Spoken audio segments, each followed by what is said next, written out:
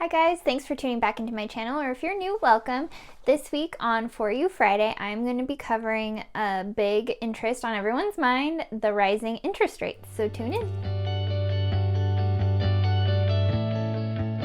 Guys, let's jump right into it. I want to say thanks for tuning back in. I know it's been a while since I've been here. I decided to take like a little break for the holidays, and obviously it just kind of stuck because it is now May. But everyone's been asking me, how's the real estate market? Is the bubble gonna pop? What's going on? All of that stuff. And I've done some research with some economists and just some like basic information that most realtors and all lenders know that I want to share with you, because I think everyone is hoping that the rising interest rates are not going to like affect your buying power if you are a buyer, but they don't realize that it actually does a lot.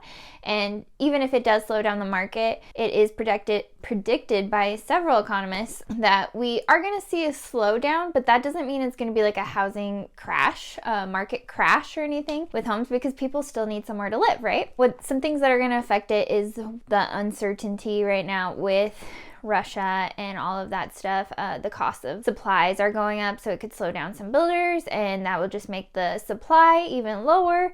So prices could go up, they could go down.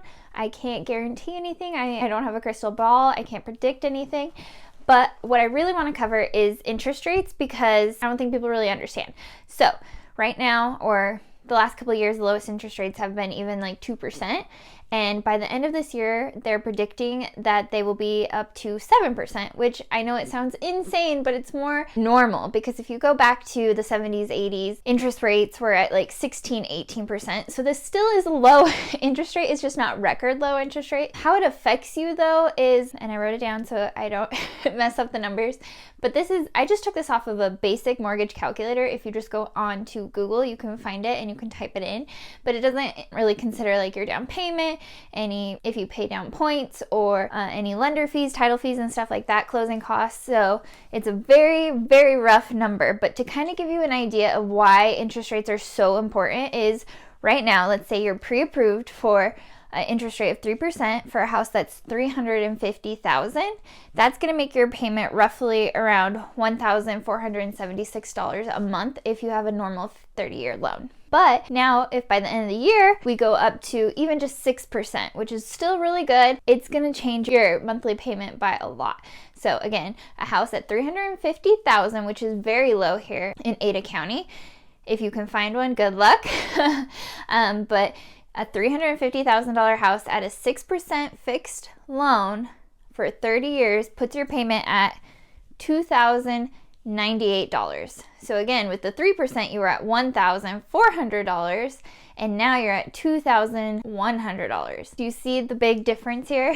So everyone's like, oh, I'm just gonna wait till interest rates go up, the market slows down, all of that stuff. And yes, I think it's great that it's gonna be slowing down, so hopefully we'll get less competition. We're not gonna be going $20,000, $30,000, $40,000 over asking price or even appraised value. Instead, we'll actually be selling, at what houses are worth or what they're being appraised at. So that's a good thing. But like I said, let's say that you are pre-approved right now. Your max is $350,000 at 3%. If it goes up to 6%, the amount that you're going to be qualified for is going to go down because of your debt to income ratios. So if there's any lenders out there following me, you might be better at like explaining this than I am, because that is your specialty. I am just making the transaction as smooth as possible. I know all the negotiations, I know the contracts, I got all that. But the lending side, if you have any questions, please reach out to your local lender, your friend, whatever. Or if you need a good local lender, I would love to, give some suggestions. Anyway, but DTI, your debt to income ratio, let's make it very basic. So most lenders do not want you to go over 40% of your debt to income ratio with all of your recurring debts. So that doesn't just mean your mortgage payment. They don't want your DTI, your mortgage payment, to be more than 40% of what you make. They want your total recurring debts, like your car payment, credit card debt, student loan payments, stuff like that are going to show up on your credit report. So that doesn't even include like utilities, a phone bill, stuff like that. That's not even going to show up on your credit report. So you need to remember to take that into consideration when you're doing your DTI. I know there's some lenders out there that might go up to 50%, blah, blah, blah. So basic breakdown, let's say you're making $1,000 a month. They do not want you to go over $400 or $500 a month for your DTI. So they do not want your mortgage, your car payment, any student loan debt, any credit card debt, stuff like that to be more than $400 or $500 a month. And I'm sure you make more than that, but this is just like kind of how to break it down, make it simple for you, give you guys easy numbers and how to explain it. So if interest rates go up to 6% and now your payment is going to be $2,100 instead of $1,400, that is going to definitely lower the amount that you can be pre-approved for. So I get it, a lot of people are waiting, but if you were pre-approved right now for 3%, you want to lock that rate in now, because your mortgage payment is going to be $1,400 a month versus $2,100 a month. That's a huge difference. That's $700 extra a month. And like I said, house prices are not predicted to go down lower. We're just hoping the competition is going to stop. Going to kind of not stop, but slow down, so you guys have more of a chance to get the house. So yes, interest rates are extremely important just for the beginning phases of buying a house. It's not even once you get pre-approved. So if you are thinking of buying a house within the next year or two, I recommend jumping in, talking to a lender right now and see what you're qualified for. Do I think you're not going to be pre-approved and be able to buy a house a year or two from now? No, I think you'll still be able to. Your payment might be more. You might be able to qualify for a lot less house, so you're going to just have to start an even smaller house, because I know there's a lot of people out there that are refusing to buy those, 2-bedroom, 1-bath houses that are 1,000 square feet because it's not their dream home. But I get it. Seriously, guys, I've talked about this before. First step is just getting in the door. Once you own your first piece of real estate, you can only go up from there, because you need a place to live anyway. Why pay someone else's mortgage when you can pay for your own, gain equity, and then upgrade in a couple years? Or even the typical American buys a house every 5 to 7 years. So the first house that you guys buy, it's not going to be your dream home. I'm sorry. I mean, unless you have really saved a down payment, you are very financially stable, you have no other debts and stuff. I'm not saying you can't do it, but I just think we all need to remember that your first house is never going to be your end-all, dream-all house. My rant, but that's my For You Friday, that I really just want to tell you that you're probably, if interest rates go up, you're probably not going to be pre-approved for more. House prices are most likely going to stay pretty similar to what they are now. They might go down less, which would be great. I really hope that for all of my friends and family out there and the local natives here in Idaho that are really struggling competing with out-of-state buyers that have cash.